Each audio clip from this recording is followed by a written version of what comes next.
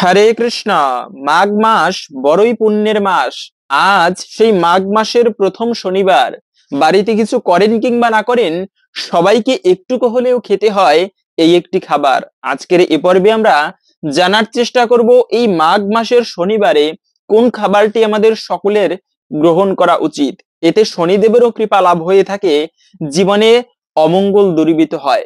পাশাপাশি যদি জীবনীতে শনির কুদৃষ্টি থাকে, তবে কিভাবে সেই শনির দশা কাটানো যায়, খুবই গুরুত্বপূর্ণ প্রসঙ্গ আজকের এ পর্বে আমরা জানার চেষ্টা করব। সকলকে স্বাগতম জানাচ্ছি আমাদের এই ধর্মীয় তথ্যমূলক চ্যানেলে। আমরা চেষ্টা করি এরকমই সনাতন ধর্মের ধর্মীয় তথ্যগুলোকে আপনাদের সাথে উপস্থাপন করতে, শেয়ার করতে। তাই আসুন আগামী কিছুক্ষণ সময় একসঙ্গে ধৈর্য ধরে আজকের এই গুরুত্বপূর্ণ তথ্যগুলো জেনে নেই। আশা করছি আজকের এই তথ্যগুলো আপনাকে অবশ্যই সমৃদ্ধ করবে। ভালো লেগে থাকলে অবশ্যই একটা লাইক করে কমেন্টে জয় শনিদেবের জয় অথবা আপনার ইষ্টদেবের নামটি একবার হলেও লিখে যাবার অনুরোধ জানাচ্ছি। দেখেন, শনিবার দিন সপ্তাহের প্রত্যেকটা দিন এক একটা দেবতার জন্য উৎসর্গীকৃত। ঠিক তেমনি শনিবার শনি দেবতার দিন। প্রতাপশালী সূর্যদেব, তার দুটি পুত্র, এক হচ্ছে এই শনিদেব, দ্বিতীয়ত হচ্ছে স্বয়ং যমরাজ, যাকে মৃত্যুর দেবতা বলা হয়। তো সেই শনিদেব অদ্ভুত দেবতা, যাকে বলা হয়েছে কর্মফল দাতা। ওই যে আমরা কথাই শুনি, পাপ ছাড়ে না বাপ কেউ, কথাটা কিন্তু শনিদেবের থেকে এসেছে। ভগবানের কৃপায় আমরা যে খারাপ কর্ম করি এবং ভালো কাজ করি, এই যে ফল যিনি দিয়ে থাকেন, তিনি হচ্ছেন কিন্তু শনি দেবতা। যদিও ভগবান আমাদের পাপ পুণ্যের প্রকৃত বিচার করে, তথাপিও এই শনি দেবতা হচ্ছে কর্মফল দাতা। ভগবান তাকে বসিয়ে রেখেছে, যে যেমন কর্ম করবে তাকে তুমি তেমন ফল প্রদান করবে। সেজন্য অদ্ভুত দেবতা হচ্ছে এই শনিদেব, যিনি তার বাবা সূর্যদেবকে পর্যন্ত ছাড়েননি। এই শনিবারে যারা জন্মগ্রহণ করে তাদের উপরে বলা হয়েছে স্বাভাবিকভাবেই শনিদেবের দৃষ্টি থাকে, এবং সে ব্যক্তি যদি কর্মক্ষেত্রে ভালো কিছু করতে ইচ্ছা করে, অল্প কাজ কর্ম করলে সহজে এগিয়ে যেতে পারে। শনিদেবের, এটা আমি পরে বলতাম, এখনই বলে দিচ্ছি, শনিদেবের হচ্ছে দুই ধরনের দৃষ্টি। একটা হচ্ছে বক্র দৃষ্টি, আর একটা হচ্ছে ভালো দৃষ্টি। যাদের উপরে শনির বক্র দৃষ্টি পড়ে তাদের সহজে তাদের জীবনে ভালো কিছু হয় না। নবগ্রহের মধ্যে শ্রেষ্ঠ গ্রহ হচ্ছে কিন্তু এই শনি গ্রহ। জীবনীতে শনির দশা থাকলে তবে কিন্তু 12 বছর পর্যন্ত সেই শনির দশা থাকে, সহজে ভালো কিছু হয় না। ঋণ দানা, রোগ ব্যাধি, না হলে কোনো না কোনো ক্ষেত্রে জীবনে ভাটা লেগেই থাকে। এটা একটা অদ্ভুত বিষয়। তাই সেই শনির দশা কাটানোর জন্য কি কি উপায় রয়েছে তা আমরা একটুকু পরে জানতেছি। তবে যে সমস্ত ব্যক্তি বা সন্তান শনিবারে জন্মগ্রহণ করে তাদের রাগ একটু কিন্তু বেশি হয়, হলেও বলা হয়েছে জ্যোতিষশাস্ত্রেরা স্বাভাবিকভাবেই সত্যের উপরে জবাব দিতে পারে, মুখের উপরে কথা বলতে সাহস করে। তো এই সমস্ত ব্যক্তিরা এমন প্রকৃতির হয়ে থাকে। এবং শনিবার দিনটিতে যদি শনির দশা থাকে, প্রথমত বলে দিচ্ছি, ব্রত করতে পারেন। এই দিনে ব্রত করে শনির পুজো দিতে পারেন, এর ফলেও শনিদেবের কৃপা লাভ করা সম্ভব। জীবনীতে যদি শনির দশা থাকে তাও কিন্তু কেটে যায়। এবং আমরা অনেক সময় শনি পুজো, অনেকে প্রশ্ন করে বাড়িতে কেন করা হয় না। মানে রাখবে, শনি পুজোর শাস্ত্রীয় নিয়ম অনুসারে বাড়ির বাহিরে করতে হয়। সেজন্য সর্বোত্তম হচ্ছে শনি মন্দির যদি থাকে বাড়ির আশেপাশে, সেখানে আপনারা শনির পুজো দিতে পারেন, অথবা শনির পুজো দিয়ে আসতে পারেন, এতেও কিন্তু ভালো হয়। কিন্তু বাড়ির ভিতরে কখনো শনি পুজো দেওয়া উচিত নয়। এবং সেই পুজোর প্রসাদ গ্রহণ করে হাত পা ধৌত করে তারপরে গৃহে প্রবেশ করা উচিত, এটা শাস্ত্রীয় নিয়ম অনুসারে। এবং এই যে মাঘ মাস চলতেছে, এই মাসটা কিন্তু বড়ই পুণ্যের মাস। বছরে দ্বাদশ মাসের মধ্যে 3টি মাসকে সব থেকে শ্রেষ্ঠ বলা হয়েছে: বৈশাখ মাস, কার্তিক মাস এবং মাঘ মাস। তো এই বৈশাখ মাস কেন শ্রেষ্ঠ? কেননা বৈশাখ মাসে যে ব্যক্তি যে ধর্ম কাজ করে তার পুণ্য ফল অক্ষয় হয়ে থাকে। যেমন স্বর্গে যারা গমন করে, তারা পুণ্য শেষ হয়ে গেলে আবার এই পৃথিবীতে এসে জন্মগ্রহণ করতে হয়। তো পুণ্য, মানে পুণ্যেরও ক্ষয় হয়। কিন্তু মানে এই অক্ষয় তৃতীয়া মাসে, মানে বৈশাখ মাসে যদি কোনো ব্যক্তি ধর্ম কাজ করে তা অক্ষয় হয়ে থাকে, বিধায় এই বৈশাখ মাসকে বলা হয়েছে অক্ষয় মাস। দ্বিতীয়ত হচ্ছে কার্তিক মাস। এই কার্তিক মাসে একটা প্রদীপও যদি ঠাকুরের উদ্দেশ্যে প্রজ্বলিত করা হয়, তার শত সহস্রের জন্মার্জিত পাপরাশি বিধৌত হয়ে যায়। সেজন্য কার্তিক মাসকে সনাতন শাস্ত্রে শ্রেষ্ঠ বলা হয়েছে। তার মধ্যে আবার মাঘ মাসও শ্রেষ্ঠ, কেননা মাঘ মাসে প্রচন্ড ঠান্ডা পড়ে। এই শীতের মধ্যেও যদি কোনো ব্যক্তি সকালবেলা প্রভাতকালে স্নান করে ইষ্টদেবের পুজো করতে পারে, এর ফলে তার ইষ্টদেবের কৃপা হয়, জীবনের অমঙ্গল দূরীভূত হয়। সেজন্য এই মাঘ মাসকে গুরুত্ব রয়েছে, বা মাঘ মাসটি খুবই পুণ্যের মাস। এই মাসে ধর্ম কাজ করা অত্যন্ত শুভ এবং মঙ্গলময় বলা হয়েছে। দ্বিতীয়ত হচ্ছে, এই মাসে যারা কালী মায়ের ভক্ত রয়েছেন, এই মাসে কালী পুজো রয়েছে, রটন্তে কালী পুজো, যার পুজো করার মাধ্যমে জীবনের সমস্ত অশুভ দূরীভূত হয়ে যায়। শুধুমাত্র কালী পুজো নয়, এরপরে অনেকের গণেশের ভক্ত রয়েছেন, গণেশ দেবতার পুজো করার ফলে জীবনের সমস্ত বিপদ কেটে যায়, সংসারে সুখ শান্তি সমৃদ্ধিতে পরিপূর্ণ হয়। গণেশ হচ্ছেন একজন অদ্ভুত দেবতা, অষ্টসিদ্ধি দাতা হচ্ছে গণেশ। তো সেই গণেশ পুজো এই মাসে রয়েছে, মাঘ মাসে। এবং সরস্বতী মায়ের পুজো, যার কৃপা হলে ব্যক্তি অল্পতেই জ্ঞানী হতে পারে, অল্পতেই তার মুখস্থ বিদ্যা ভালো হয়, জীবনে সমস্ত বিদ্যায় সে পারঙ্গত হতে পারে এই সরস্বতী দেবীর কৃপা হলে। সেই সরস্বতী পুজো এই মাঘ মাসে পড়েছে, এবং অনেক ভালো ভালো শুভ শুভ দিন রয়েছে এই মাঘ মাস। সেজন্য মাঘ মাসটি অত্যন্ত শুভ একটি মাস। সেই মাঘ মাসের আবার আজকে প্রথম শনিবার। আজকের এই শুভ দিনে কিছু করেন কিংবা না করেন, প্রথমত হচ্ছে কিছু ভুল কাজ কখনো করা উচিত নয়। এতে কিন্তু শনিদেবের কুদৃষ্টি জীবনীতে থাকবেই। মনে রাখবে, আমাদের কর্মফলেই আমরা অনেক সময় ভগবানকে দোষারোপ করি, আরে ভগবান বিচার করতে জানে না, ভগবান এই করে না, ভগবান সেই করে না। কিন্তু এগুলো প্রকৃতই আমাদের কর্মফল। আজকে আমি যেমন কর্ম করব, ভবিষ্যতে সেটি ফল হিসেবে ভোগ করব। আজকে আমি একটা সুন্দর সুমিষ্ট আমের চারা, আম গাছের চারা রোপণ করব, হয়তোবা আজকেই সেখান থেকে আমি ফল পাবো না, কিন্তু সেই গাছটা বড় হবে ধীরে ধীরে, কিছু বছর পরে সেখান থেকে গাছটা সুন্দর বড় হয়ে আমের মুকুল পরে সুমিষ্ট রসালো ফল কিন্তু প্রদান করবে। সেজন্য আজকে একটা বৃক্ষ রোপণ করলে পরবর্তীতে সেটি ফল হিসেবে ভোগ করতে পারবো। তাই আজকে যে কর্ম করব, সেই কর্মের ফল একদিন না একদিন আমাকে ভোগ করতে হবে। খারাপ কর্ম করলে খারাপ ফল পাবো, ভালো কাজ করলে ভালো ফল পাবো। সেজন্য জীবনীতে যত কষ্টের মধ্যে থাকুক না কেন, কখনো অন্যায় পথে জীবন যাপন করা উচিত নয়। এটি জীবনে দুর্ভাগ্য আসে। মনে রাখবে, জীবনে কখনো অন্যায় কাজ করে কেউ কখনো ভালো থাকতে পারেন না। একদিন না একদিন যা হচ্ছে হতে দাও, সৃষ্টিকর্তা তোমার ভাবনার চেয়েও অধিক বেশি ভেবে রেখেছেন, শুধু তার উপরে বিশ্বাস রাখো।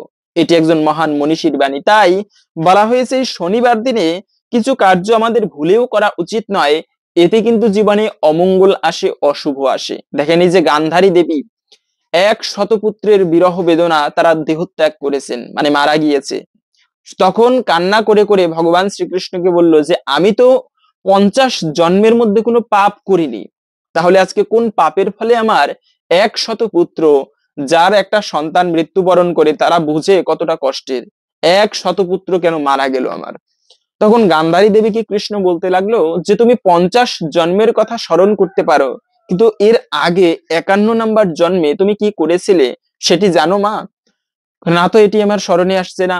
বলে, 51 জন্ম আগে তুমি একটা শুভ দিনে 100 পতঙ্গের মালা করে গলায় ধারণ করেছিলে, এবং সেই পতঙ্গগণ তোমাকে অভিশাপ দিয়েছিল যে, তুমি যেহেতু তাদের কষ্ট দিয়ে মেরে ফেলেছো, তাই তাদের সেই কষ্টের ফল আজকে তোমার 50 জন্ম পরে হলেও ভোগ করতে হচ্ছে।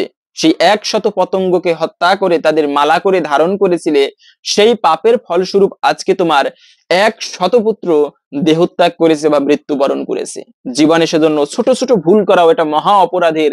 আমরা ভাবতে পারি ছোট ভুল, সেজন্য বাচ্চারা যদি কখনো কোনো কুকুরকে বিনা কারণে কষ্ট দেয়, কোনো প্রাণীকে আঘাত করে, এটিকে সাবধান করা উচিত।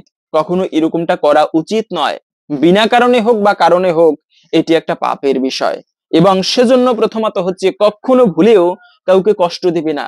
জীবনে যতই আমরা ভালো থাকি না কেন, যত ঠাকুর পুজো করি, যত শনি দেবতার পুজো করি, যদি আমার মাধ্যমে কোনো ব্যক্তি কষ্ট পায়, তবে কিন্তু জীবনে সহজে ভালো কিছু লাভ করা যায় না। তাহলে সেই কষ্টের ফল একদিন আমার জীবনেও বর্তাবে।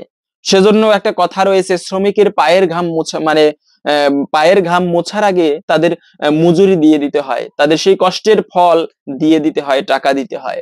কখনো কোনো ব্যক্তিকে কষ্ট দিতে নেই, কখনো কোনো সময়ে ভুলক্রমে হলেও কোনো ব্যক্তিকে আঘাত করে কোনো কার্য করা উচিত নয়। তবে একদিন না একদিন সেই কষ্টটা দ্বিগুণেরও দ্বিগুণ হয়ে তোমার কাছে ফিরে আসবে, এটাই বাস্তবতা জগতের।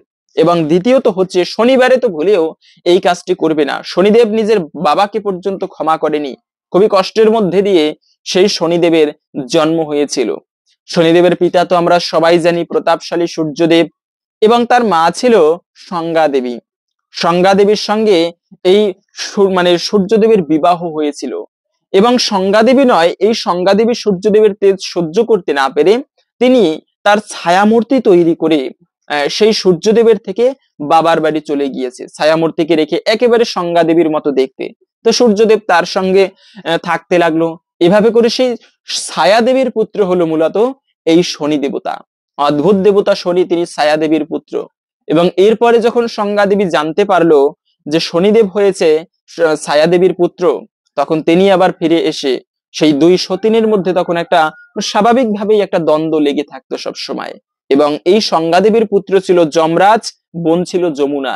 তিনটি ভাই, সেই সূর্যদেবের দুই পুত্র, এক বোন। যমুনা দেবী এবং পুত্র হচ্ছে সেই শনিদেব, আবার যমরাজ, যার মৃত্যুর দেবতা হচ্ছে যম, অসুর থেকে দেবতা, অহংকারী থেকে গরিব, সবাইকে একদিন মৃত্যুর চরণে মস্তককে নত করতে হবে। সেই শনিদেব নিজের বাবা একদিন ভুল করেছিল, তাকে পর্যন্ত ছাড় দেয়নি, কর্মফল দাতা, পেতেই হবে কিন্তু কর্মফল।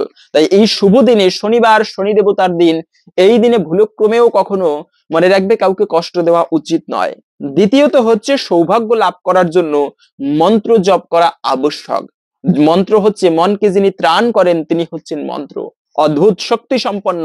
হয়তোবা ঠাকুর পুজো ঠিকভাবে করে না, হয়তোবা বৈষ্ণব সেবায় যায় না, হয়তোবা কোনো কাজই করে না, কিন্তু কেবলমাত্র শুদ্ধভাবে এক আসনে বসে ভক্তি মনে ইষ্ট দেবতাকে স্মরণ করে আর মন্ত্র জপ করে, এভাবে করতে করতে সে ব্যক্তিও কিন্তু সিদ্ধি লাভ করতে পারে। ঋষিরা মুনিরা তারা কিভাবে সিদ্ধি লাভ করে? তারা এক আসনে বসে ধ্যানস্থ হয়ে ইষ্ট দেবতাকে স্মরণ করে এবং হৃদয় মধ্যে মন্ত্র জপ করতে থাকে সারাক্ষণ।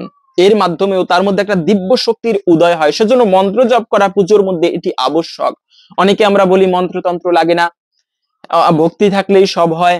প্রথমত হচ্ছে মন্ত্রতন্ত্র আবশ্যক, ভক্তি থাকলে সব হয়। সেটা কোন ভক্তি? যারা নিজের প্রাণকে পর্যন্ত ভগবানের চরণে বিসর্জন দিতে পারে, সেই ব্রজবাসীগণ, রাধারানী, তাদের মতো কি আমি? তাদের মতো আমি নয়। এটা একটা অজুহাত মাত্র। শুদ্ধতার প্রয়োজন নেই, ভক্তি থাকলে সব হবে, এমনটা একদম নয়। ভক্তি অবশ্যই প্রয়োজন, তৎসঙ্গে মন্ত্রতন্ত্রেরও আবশ্যক। তো এই শনিবার দিনে আপনারা যদি শনির দশা কাটাতে চান, তবে শনি প্রভুর মন্ত্র জপ করতে পারেন।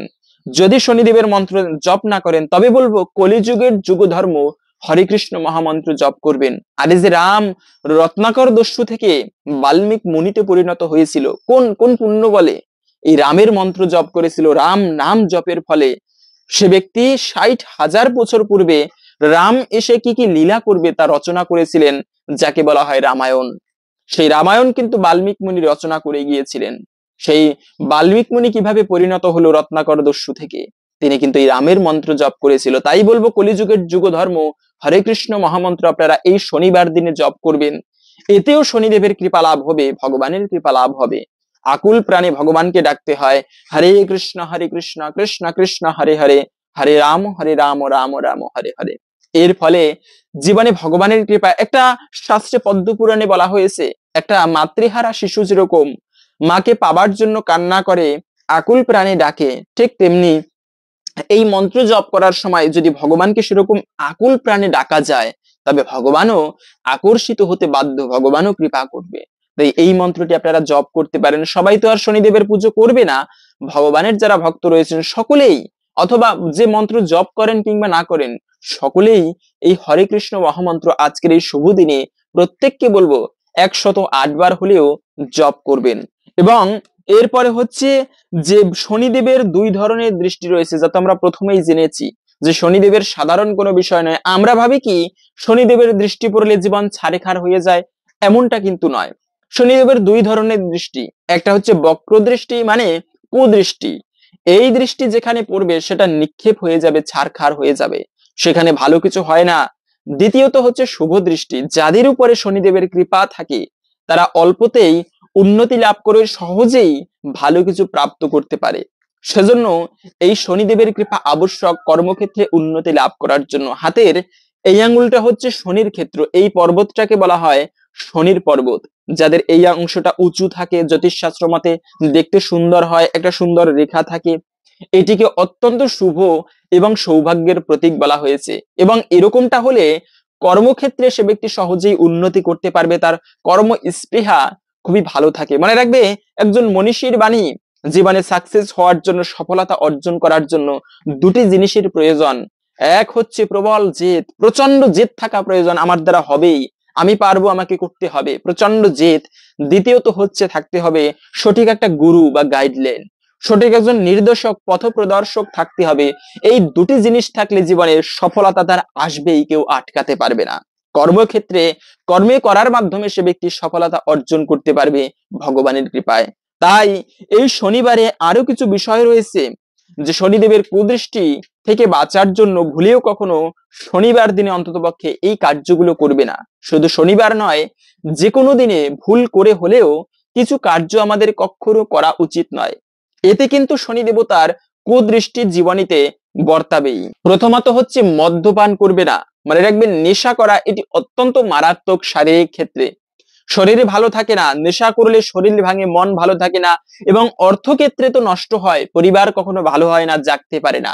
তৃতীয়ত হচ্ছে সন্তান সন্ততিরও ভবিষ্যৎ নষ্ট হয়, যে পিতা অথবা যে ব্যক্তি তিনি মদ্যপান করে বা নেশা করে। তাই নেশা কখনো ভালো নয়, এটি কখনো মঙ্গলজনক নয়। এমনকি ইতিহাস পড়লে পাওয়া যায়, এই যে যদুবংশ ধ্বংস হয়েছিল, তার কারণ কি ছিল? কৃষ্ণের বংশ ধ্বংস হয়েছিল, তার কারণ ছিল মদিরা পান করে তারা উন্মাদ ভাবে ঋষিদের চরণে অপরাধ করেছিল। এই অপরাধের ফলে ঋষিদের অভিশাপে যদুবংশ পর্যন্ত, ভগবান শ্রীকৃষ্ণের বংশ সেই যদুবংশ পর্যন্ত ধ্বংস হয়েছিল। তাই কখনো মদিরা পান করা উচিত নয়, এটি কখনো শুভ নয়। সিগারেটের, আমি কাউকে ছোট করে কিছু বলতেছি না, সিগারেটের প্যাকেটের উপরে লেখা থাকে যে ধূমপান স্বাস্থ্যের জন্য ক্ষতিকর, জানি ক্যান্সার হয়, তারপরেও কেন পান করি? কারণ ওই যে আসক্তি, আর আসক্তি কখনো মনে রাখবে, জীবনে যদি আধ্যাত্মিক ক্ষেত্রে উন্নতি করতে চাও তবে এটি কখনো মঙ্গলজনক নয়। সাধুদের কখনো আসক্তি করা উচিত নয়, সেটি হোক গৃহের প্রতি, হোক বা কোনো নেশার প্রতি, এটি অত্যন্ত মানে ক্ষতিকর। এবং এরপরে হচ্ছে যে জুয়া খেলা। মনে রাখবে, এই যুগে এসেও টাস পাশা, বর্তমানে অনলাইনে কত জুয়া চলে, বিভিন্ন ভাবে বিভিন্ন ওয়েবসাইটে কত টাকা হাতিয়ে নিচ্ছে। তো এই অনলাইনের ফাঁদে, প্রথমত বলতেছি অনলাইনের ফাঁদে কেউ পড়বেন না। কেননা যে লোভের মোহে আমরা আমরা অলস অলস জাতি, কর্ম না করে সহজে কিছু পেতে চাই। তাই যখন ভালো ভালো অ্যাড দেখা হয় যে আপনি 100 টাকায় 5,000 টাকা পাবেন, 10,000 টাকা পাবেন, সবাই তখন ডিপোজিট করে, আর সেখান থেকে টাকা উইথড্র করতে পারে না, সব নিয়ে নেয়। এভাবে কোটি কোটি টাকা হাতিয়ে নিচ্ছে এরকম করে অনলাইন জুয়ায়। তো সেজন্য কোনো জুয়ার ফাঁদে পড়বে না কখনো। বিশেষ করে এই যে তাস খেলা হয়, এগুলো কখনো খেলা উচিত নয়। এমনকি বাস্তবিক প্রমাণ তার সেই মহাভারতের যুদ্ধ। স্বয়ং যুধিষ্ঠির মহারাজ, ধর্মরাজ, ধর্মপুত্র যুধিষ্ঠির হওয়া সত্ত্বেও যিনি জুয়া খেলার মাধ্যমে তার পঞ্চ ভাইকে হারিয়েছেন, সমস্ত রাজ্য হারিয়েছেন, এমনকি সেই সভার মধ্যে দ্রৌপদীর পর্যন্ত বস্ত্রহরণ হয়েছিল। চিন্তা করেন, যেখানে ভয়ানক মহাযোদ্ধা হচ্ছে বিশ্বদেব, যেখানে উপস্থিত গুরুদেব দ্রোণাচার্য, কর্ণের মতো মহারথী, এত ধর্ম ব্যক্তিরা যেখানে উপস্থিত, সেখানে সেই ভরা রাজসভায় একটা নারীকে উলঙ্গ করা হবে, এটিকে সহ্য করতে পারে? তো এমনই পাপের কার্য হয়েছিল ওই দিন সেই জুয়া খেলার সময় সেই রাজসভায়। তাই জুয়া কখনো ভালো নয়, এটি জীবনে সর্বনাশ আনে, জীবনের লক্ষ্মী ছাড়া হয়ে থাকে এই জুয়া খেলার মাধ্যমে, মানে ধনহানি হয়ে থাকে তার। কখনো জুয়া এর ফাঁদে কখনো পড়বে না, এবং বিশেষ করে শনিবারে জুয়া তো ভুলেও খেলবে না। এরপরে হচ্ছে অসৎ সঙ্গ করা। মনে রাখবে, অসৎ সঙ্গে স্বর্গবাস, মানে অসৎ সঙ্গে নরকবাস, সৎসঙ্গে স্বর্গবাস। এটির বাস্তবিক প্রমাণ হচ্ছে, সাধারণত একটা প্রবাদ বাক্য রয়েছে, কয়লা ধুলেও ময়লা যায় না। আমরা ভিডিওর মূল প্রসঙ্গ জেনে নিচ্ছি, এই দিনে কোন খাবারটি আমাদের সকলের খেতে হয়। তবে তার পূর্বে এই তথ্যগুলো যেহেতু কথা প্রসঙ্গে আসলো, তাই বলতেছি যে একটা প্রবাদ রয়েছে, কয়লা ধুলেও ময়লা যায় না। মনে রাখবে, কয়লাকে যতই ধোয়া হোক তারপরেও কিন্তু তার মধ্যে কালিমা লেগেই থাকে, যত ধুবে ততই কালি বের হবে। কিন্তু সেই কয়লাও কিন্তু পবিত্রতা লাভ করতে পারে যখন সে অগ্নির সংস্পর্শে যায়। একটা লৌহখণ্ড, সেই লৌহখণ্ডও কিন্তু দাহিকা শক্তি অর্জন করে যখন সে অগ্নির সংস্পর্শে থাকে। তো সেজন্য সঙ্গ করা, সৎ মানুষের, ভালো ব্যক্তির সঙ্গ করা, এটি অত্যন্ত জীবনে গুরুত্বপূর্ণ ভালো কিছু করার জন্য। পাশাপাশি হচ্ছে দেখবেন একটা নষ্ট ফল, ওর সাথে যদি একটা ভালো ফলও রেখে দেন, সেই ফলটাও ধীরে ধীরে নষ্ট হয়ে যাবে, পচে যাবে। এটাই হচ্ছে অসৎ সঙ্গের প্রভাব। তাই সঙ্গটা কিন্তু ভালো করা উচিত। এবং কখনো কোনো ব্যক্তির পিছনে নিন্দা করবে না, এটি শনিদেব কখনো পছন্দ করে না। সামনাসামনি আপনার মতো ভালো লোক হয় না, পিছনে পিছনে ব্যক্তির নিন্দা করি, নিন্দা কখনো ভালো নয়, এটি কখনো শুভ নয়। মনে রাখবে, যতটুকু জলে নামবে ততটুকুই ভিজবে। তাই শনিবার দিনে কখনো কারো নিন্দা করা উচিত নয়। এর ফলে জীবনীতে অশুভ আসে এবং অমঙ্গল হয়ে থাকে। তারপরে হচ্ছে শরীরে কখনো সবসময় শরীরকে পবিত্র রাখতে হয়, ধুয়ে স্নান করতে হয় সকালবেলা। সেজন্য সনাতন শাস্ত্রে বিধান রয়েছে, সকলের উচিত সকালবেলা স্নান করে পবিত্র হয়ে শুদ্ধ বস্ত্র পরিধান করা। তো অশুচি হয়ে থাকা, সবসময় নোংরা কাপড় পরা, এটি শনিদেবও পছন্দ করে না এবং এটি অলক্ষীর গুণ। তাহলে মা লক্ষ্মীর কৃপা হয় না। তো এখন আর একটা বিষয় বলে দিচ্ছি, জীবনীতে যদি এমন হয় কখনো দীপ্তি নষ্ট হয়ে যাচ্ছে, হতে পারে ব্যক্তি কালো, কিন্তু শরীর থেকে ধীরে ধীরে তার যে একটা সুন্দর আভা, একটা দীপ্তি, একটা দেখলেই প্রফুল্ল বদন, এটি নষ্ট হয়ে যাচ্ছে। কালো একটা বিষয়, কিন্তু দীপ্তি নষ্ট হওয়া আর একটা বিষয়। যদি দৈব কৃপা হয়, তবে সে ব্যক্তিকে দেখলেই মনের মধ্যে একটা প্রফুল্লতা কাজ করে, হাসি মুখ সব সময় থাকে। তো যদি দীপ্তি নষ্ট হয়ে যায়, দেখতে অন্যরকম মনে হয়, সেক্ষেত্রে মনে করতে হবে একটা অশুভ বিষয় রয়েছে তার মধ্যে। তো এরকমটা হলে অনেক সময় শনি দেবতার কুদৃষ্টির ফলেও হতে পারে। তো যদি জীবনীতে শনিদেবের কুদৃষ্টি থাকে, তবে কিভাবে কাটাবেন সেই কুদৃষ্টি? শাস্ত্রে খুবই সুন্দর বিধান দেওয়া হয়েছে যে যারা হনুমানের ভক্ত হয়, তাদের জীবনীতে কখনো শনি দেবতার প্রভাব খাটে না। শনিদেবের সেই কুদৃষ্টির প্রভাব তাদের উপরে খাটে না। স্বয়ং শনি দেবতা নিজে সেই হনুমানকে বলেছেন, প্রভু তোমার যারা ভক্ত হবে তাদের উপরে আমি প্রভাব খাটাবো না। তাই এই শনিবারে হনুমান চল্লিশা পাঠ করা, হনুমানের ভক্ত হওয়া, এটি অত্যন্ত মঙ্গলজনক এবং শুভ বলা হয়েছে। শাস্ত্রে খুবই সুন্দর একটি কাহিনী পাওয়া যায়। এই হনুমানের ভক্ত হলে, হনুমানের শরণ গ্রহণ করলে স্বয়ং তার মৃত্যু পর্যন্ত দূরে পলায়ন করে। সুন্দর একটি কাহিনী। একবার দশরথ রাজার উদ্দেশ্যে, তিনি তো দেহত্যাগ করেছেন, তো তার উদ্দেশ্যে সেই অযোধ্যায় ভগবান রামচন্দ্র বিশাল স্মরণ সভা করলো। সমস্ত রাজাদের নিমন্ত্রণ করা হলো। সেখানে রামের আসনের থেকেও, যেখানে রাম হচ্ছে ভগবান, আর তার আসনের থেকেও বিশ্বামিত্র মুনি, রামের গুরু, তার আসনটা দেওয়া হয়েছে উপরে।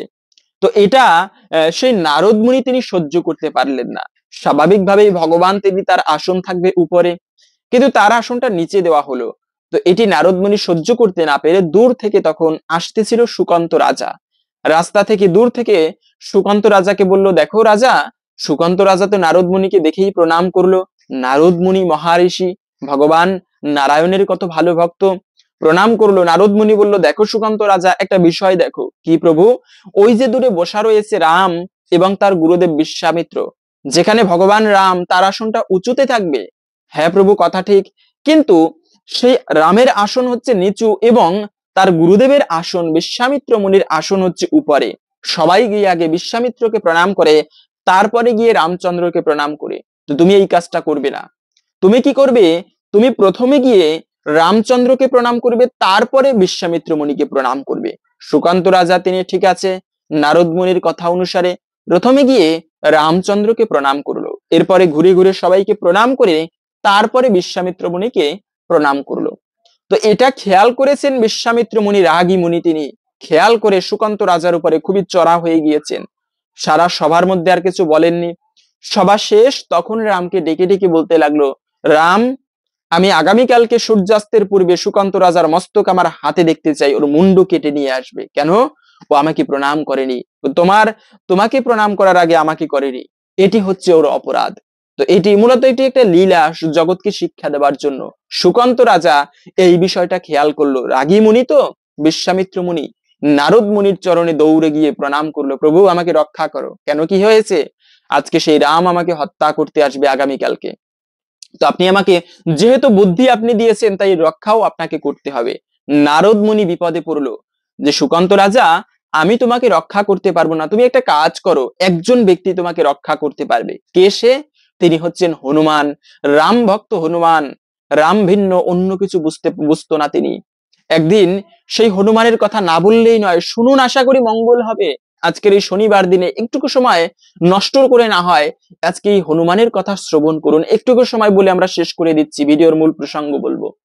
তো সেই হনুমান এত মহান ভক্ত, যুদ্ধ শেষ করার পরে অযোধ্যায় এসে মা সীতা তার গলার একটা সুন্দর হার রাম ভগবান সীতাকে উপহার দিয়েছিল। সেই সুন্দর মণিযুক্ত হার সেই রামকে হনুমানকে বললো, হনুমান তুমি এত কিছু করেছো, তো তোমাকে আমি এই হারটা উপহার দিলাম। হনুমান কি করেছে, সেই হারটা পেয়ে কামড় শুরু করে দিয়েছে, কামড়ে কামড়ে সেই হারের মুক্তগুলো নষ্ট করে ফেলতেছে আর ছুঁড়ে ছুঁড়ে দূরে মারতেছে, পাগলের মতো করতেছে। পাশে বসা ছিল লক্ষণ। লক্ষণ বলল, এই সাবধান হনুমান, আমি তোমাকে বধ করব এখনই। কেন? তুমি সীতা দেবীর দেওয়া হারকে নষ্ট করে ফেলতেছো, মুক্তগুলো কামড়ে কামড়ে ফেলে দিচ্ছ, এটা কোন ধরনের তোমার সেই স্বভাব? তখন হনুমান বলল, ভাই তুমি তুমি চিন্তা করো না, আমি হচ্ছে অপরাধ নিও না তুমি, আমি এই মুক্তোর মধ্যে খুঁজতেছিলাম কোথায় আমার রাম রয়েছে, কোথায় রামের সুন্দর শরীরের সুগন্ধ পাওয়া যায়, কিন্তু কোথাও এর মধ্যে রামকে পেলাম না, তাই সকল কিছু যার মধ্যে রাম থাকে না সেটি আমি কখনো গ্রহণ করি না, তাই ছুঁড়ে ফেলতেছি। আচ্ছা, এত বড় ভক্ত তুমি, হ্যাঁ, তুমি রামকে ভিন্ন অন্য কিছু বুঝো না? তোমার হৃদয়ে রামের বাস দেখাতে পারবে? তখন সেই হনুমান নিজের বক্ষ বিদীর্ণ করে, মানে বুক চিরে ফেলেছিল, ভিতরে রাম সীতা লক্ষণ রয়েছে তিনি দেখিয়েছিল। কিন্তু এমন ভক্ত হচ্ছে হনুমান। সেই নারদ মুনি তখন সুকান্ত রাজাকে বলল, রাজা তুমি একটা কাজ করো, কি তুমি হনুমানের কাছে যাও। তো হনুমানকে এখন তো পাবে না, তুমি প্রথমে হনুমানের মা অঞ্জনা, তাকে গিয়ে বলবে সব কথা। সে তখন হনুমানকে বললে সে তোমাকে অবশ্যই রক্ষা করতে পারবে। সুকান্ত রাজা গিয়ে সেই অঞ্জনা দেবীর চরণে প্রণাম করে সমস্ত কথা বলল, যে মা আপনি আমাকে রক্ষা করতে পারেন, আপনার ছেলেকে একটুকু বলে দিবেন তিনি যেন আমাকে আগামীকালকে রক্ষা করে রামের সেই তীর থেকে। ঠিক আছে।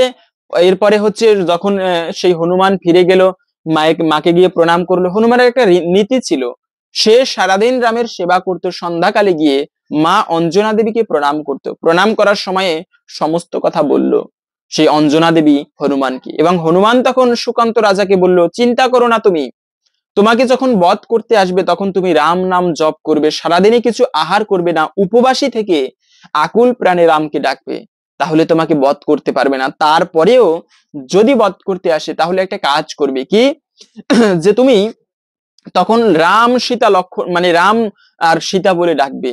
তো তাতেও যদি কাজ না হয় তবে তুমি রাম সীতা হনুমান বলে ডাকবে, তোমাকে আর বধ করতে পারবে না। ঠিক আছে, যে কথা সেই কাজ। সুকান্ত রাজা তখন হনুমানের যুক্তি অনুযায়ী সেই পরের দিনে উপবাসী থেকে রাম নাম জপ করতে লাগলো। ওইদিকে রাম ভগবান, তার তো যেতে ইচ্ছে করে না বধ করতে, কেননা বিনা অপরাধে একজন রাজাকে হত্যা করবে, এ হয় নাকি? তারপরেও বিশ্বামিত্র মুনি তিনি বলতে লাগলো, এই আমার সুকান্ত রাজার মস্তক আজকের মধ্যে কিন্তু হাতে চাই। তো গুরু আদেশ পেয়ে সেই রাম ভগবান ঘোড়ায় করে এসেছে, সুকান্ত রাজাকে বধ করবে। দূর থেকে দেখতে পেলো একটা বৃক্ষ তলে বসে আমার নাম জপ করছে এবং আকুল প্রাণে ডাকছে, ভগবান কি করে বধ করবে?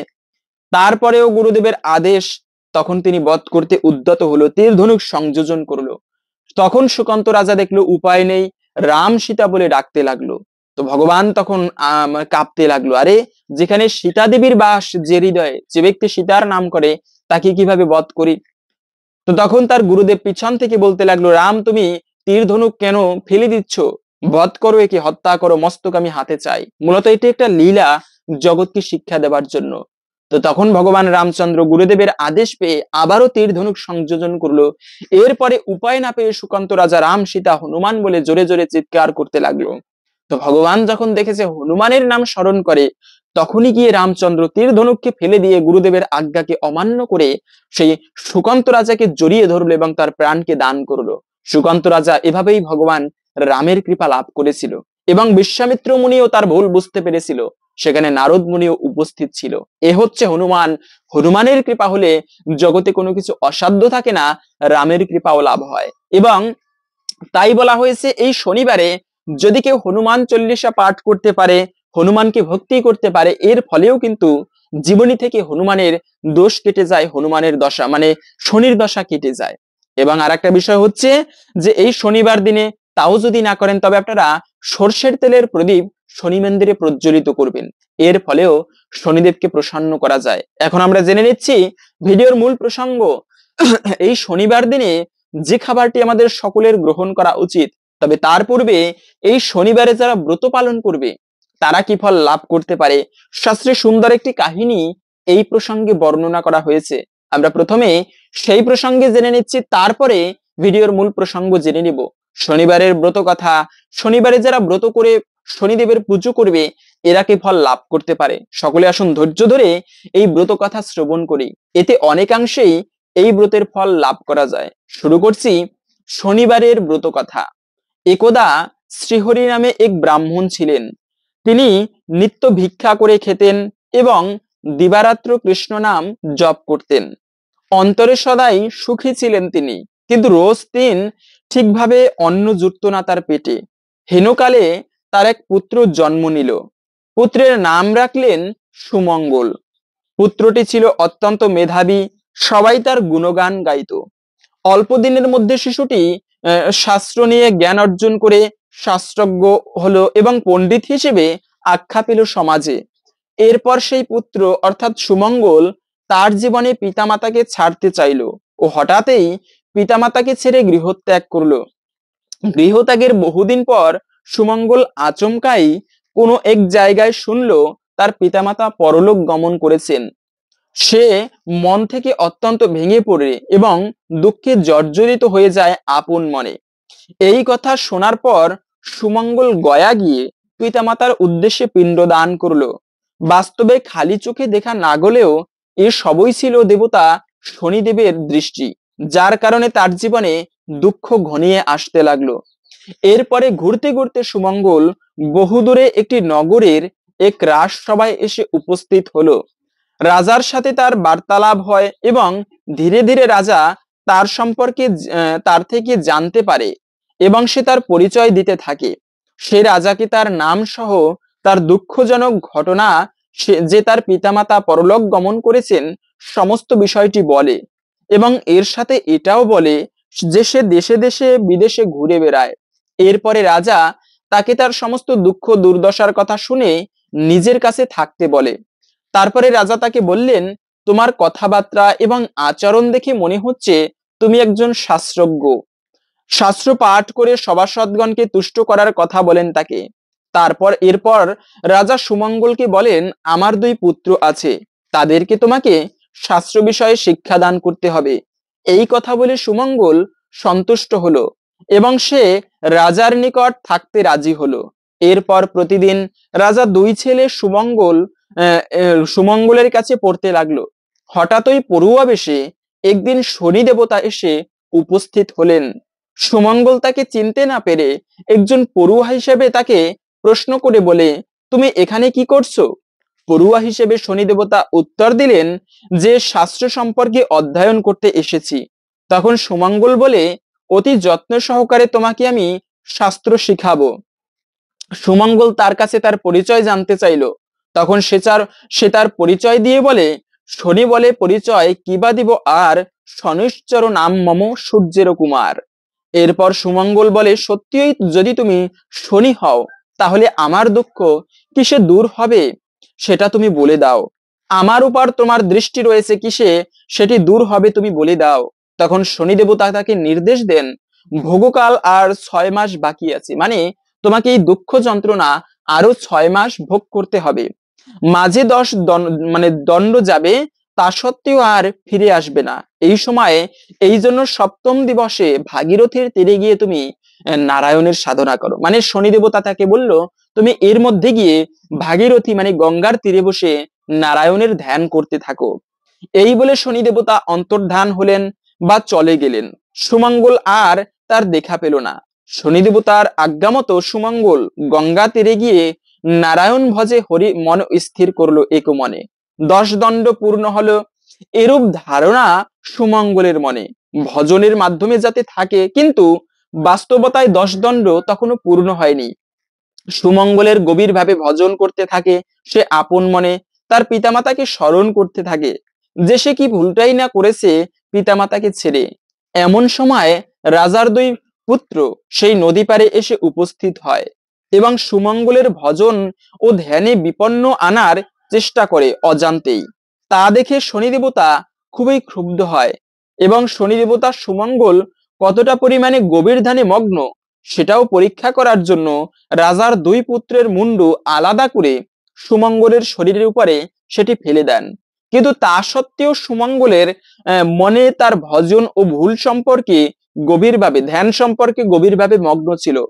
সে বাহ্যিকভাবে বিষয় বাহ্যিক কোনো চেতনা ছিল না, তার ধ্যানে এতটাই মগ্ন। মূলত সেই রাজার দুই পুত্রের মাথা কেটে শনি দেবতা সুমঙ্গলের কোলে ফেলেছিল, কিন্তু সুমঙ্গল ধ্যানে মগ্ন, তার বাহ্যিক কোনো চেতনা নেই, সেটি আর খেয়াল করেননি।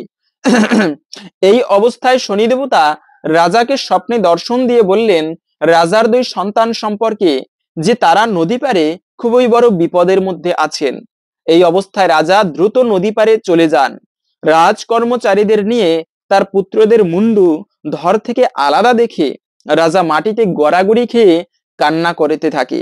এই সময় রাজার লোকেরা সুমঙ্গলকে এর জন্য দায়ী করে তাকে কারাগারে বন্দী করলেন। সুমঙ্গলকে কঠোর থেকে কঠোরতর শাস্তি দেওয়া হয়, কিন্তু তা সত্ত্বেও সুমঙ্গল ওই কারাগারে বন্দী অবস্থাতেও শনি দেবতাকে স্মরণ করতে থাকেন এক মনে, এবং সে তার ভক্তি ও শ্রদ্ধার মাধ্যমে শনি দেবতার ভজন করতেন। এই ঘটনায় বেশ কিছুদিন পর হঠাৎ করে রাজার দুই পুত্র ফিরে আসে। রাজা অবাক হয় এবং তাদের দিকে করুণ দৃষ্টিতে তাকিয়ে থেকে বলেন, তোমরা কোথায় হারিয়ে গিয়েছিলে আমার বুকের মানিক? তারা উত্তর দিল, শয্যা পরে সিনুমোরা করিয়া শয়ন, আমরা এতদিন ঘুমিয়েছিলাম। এই কথা শুনে মহারাজ আশ্চর্য হলো এবং কিছুই বুঝতে পারলো না। ঠিক এই সময়ে রাজার সেই ব্রাহ্মণ সুমঙ্গলের কথা মনে পড়লো, যে সে কারাগারে বন্দী ছিল। না বুঝতে পেরে ভুলের বশে কতই না কষ্ট সুমঙ্গলকে দিয়েছে মহারাজ। মহারাজের আদেশে তার কর্মীরা তাকে কারাগার থেকে দ্রুত মুক্তি করে নিয়ে আসার আদেশ দেওয়া হলো। এরপর সুমঙ্গলকে রাজার সামনে নিয়ে আসার সাথে সাথেই রাজা সুমঙ্গলের কাছে ক্ষমা ভিক্ষা চাইল এবং রাজার চোখ দিয়ে জল গড়িয়ে পড়তে লাগলো। এরপর রাজা সুমঙ্গলকে বলতে লাগলো, তাহলে তখনকার মুন্ডু দর্শন করেছিলাম, সেটি কার মুন্ডু ছিল? সুমঙ্গল তখন উত্তর দিলেন, আমি কিছু জানি না মহারাজ, আমি তো শুধু এটুকুই জানি, আমি শুধু শনির দৃষ্টিতে বা শনির প্রকোপে কষ্ট পাচ্ছিলাম। এরপর রাজা বললেন, যদি শনি দেবতার দর্শন পাই তাহলে তার পা ধরে পুজো করব। এই কথা বলে সুমঙ্গল সেখান থেকে চলে গেল। এই সমস্ত কথা শনিদেব শুনে তিনি দর্শন দিলেন রাজাকে। শনি দেবতাকে দেখে রাজা প্রণাম করলেন এবং বললেন, তোমার দর্শন পেয়েছি, তোমার পুজোর বিধান তুমি বলে দাও প্রভু। শনি দেবতা রাজার কথা শুনে তিনি নিজেই রাজাকে পূজার বিধান বললেন। শনি বলে, পূজা বিধি শুনো, শুনো হে রাজন, শুদ্ধভাবে শুদ্ধ মানে আমার বাড়িতে করিবে আমার পূজা একান্ত মনেতে। নীলবস্ত্র করি কৃষ্ণ তিল তৈল যে দিবে, মোষ আর মাস কলাই সংগ্রহ করিবে। কৃষ্ণবর্ণ ঘট রাজা করিয়া স্থাপন, প্রজাপতি পঞ্চজাতি ফল ফুলে করিবে অর্পণ। এই মোর পূজা বিধি কহিলাম সার, ভক্তিই প্রধান যেন কি কহিব আর। পূজা শেষে ভক্তি ভরে করিবে প্রণাম, আমার প্রসাদ খাবে করিয়া যতন। সর্বপাপ দূরে যাবে আমারও বচন, অভক্তি করিয়া প্রসাদ যে খাইবে, অল্প দিনেই সমনের ভবনে সে যাবে। আমার পূজায় যেবা করে অনাদর, চিরকাল দুঃখ পায় হইবে কাতর। এ তো বলি সনশ্চর হইল অন্তর্ধান, অদর্শন ভক্তি ভরে করে রাজা শনির পূজন। এইভাবে সুমঙ্গল বিদায় লইয়া করে সে শনির পূজা গঙ্গা তীরে গিয়া। শনিরও পাঁচালী যে রাখিবে ভবনে, কখনো না পরে সে বিপদ বন্ধনে। শনিদেবের প্রণাম করি যে যায় কার্যে, সমাদর পায় সে রাজারও গৃহেতে। স্কন্দ পুরাণের কথা অন্যথা না হয়, যথারীতি ব্যাসবাক্য মিথ্যা কবু নয়। শুদ্ধ জ্ঞানহীন বলে নিবারণ, ভূমিতে লুটাইয়া বন্দি শরীর চরণ। এত দূরে এসে এই গ্রন্থ সমাপন করি, শনৈশ্চর প্রীতে বলো শ্রীহরি শ্রীহরি। এই ছিল মূলত শনিদেবের ব্রত কথা। আশা করি বুঝতে পেরেছেন এই শনিবারে যারা ব্রত করে শনিদেবের পুজো করবে তারা কি ফল লাভ করতে পারে, এবং এই শনিবারে কোন খাবারটি আমাদের প্রত্যেকের গ্রহণ করা উচিত, এতে শনিদেবেরও কৃপা লাভ হয়ে থাকে। সেটি হচ্ছে মূলত ভগবানের প্রসাদ। মনে রাখবে, আমরা বিভিন্ন তন্ত্র মন্ত্রের টোটকায় বিশ্বাস করি, কিন্তু ভগবানকে ভক্তি করলে সমস্ত অকাল মৃত্যু, সমস্ত অশুভ দূরীভূত হয়ে যায়। এবং ভগবানের কৃপা হচ্ছে প্রসাদ, প্রসাদে সর্ব দুঃখানাম হানিরস্য প্রজায়তে। মাঘ মাসের প্রথম শনিবার অত্যন্ত শুভ এবং মঙ্গলময় দিনে সকলকে বলবো আপনারা ভগবানকে ভোগ নিবেদন করবেন। খিচুড়ি হতে পারে, পায়েস হতে পারে, তারপরে যে কোনো প্রকার আপনার প্রিয় খাবার শুদ্ধভাবে প্রস্তুত করে ভগবানকে ভোগ নিবেদন করে সেই প্রসাদ, ব্রত করেন কিংবা না করেন, সেই প্রসাদ গ্রহণ করুন। এতে অনেকাংশেই ভগবানের কৃপা লাভ হবে, শনিদেবের কুদৃষ্টি দূরীভূত হবে। হরে কৃষ্ণ। আশা করছি আজকের এই গুরুত্বপূর্ণ তথ্যগুলো জেনে আপনি একটুকু হলেও সমৃদ্ধ হয়েছেন। ভালো লেগে থাকলে অবশ্যই একটা লাইক করে কমেন্টে আপনার ইষ্ট দেবতার নামটি অথবা জয় শনিদেবের জয় একবার হলেও লিখে যাবার অনুরোধ জানাচ্ছি। ভগবানের কৃপায় সকলের জীবনে মঙ্গল হোক এই কামনা করে আজকের ভিডিওটি এখানে সমাপ্ত করছি। হরে কৃষ্ণ।